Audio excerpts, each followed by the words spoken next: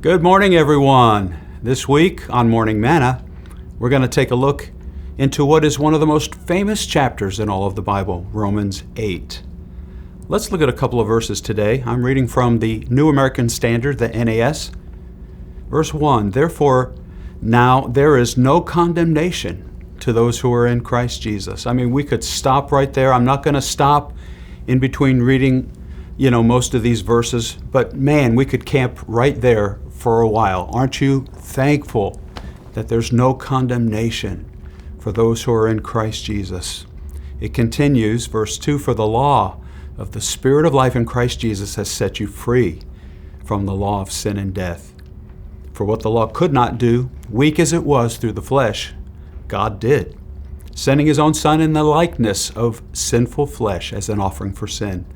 Verse 4, So that the requirement of the law might be fulfilled in us who do not walk according to the flesh, but according to the Spirit.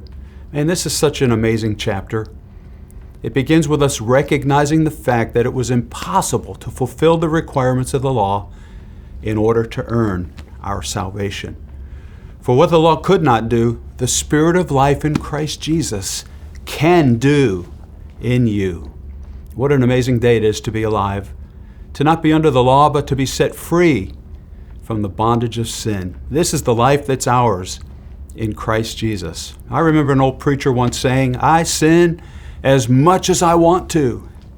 It's just now that I'm saved, I don't want to sin anymore. He changes us from the inside out. I've heard others say, man, it's hard to be a Christian because it's nothing but a list of rules that need to be obeyed. But I have to say, nothing could be further from the truth. When you come to life in Christ Jesus, everything changes. Your wants, your desires, man, they're not what they used to be.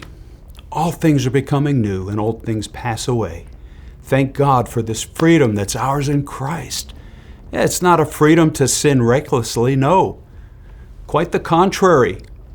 It's a freedom from the law of sin and death. Now, tomorrow we're going to continue with more from Romans chapter 8. I hope to see you then.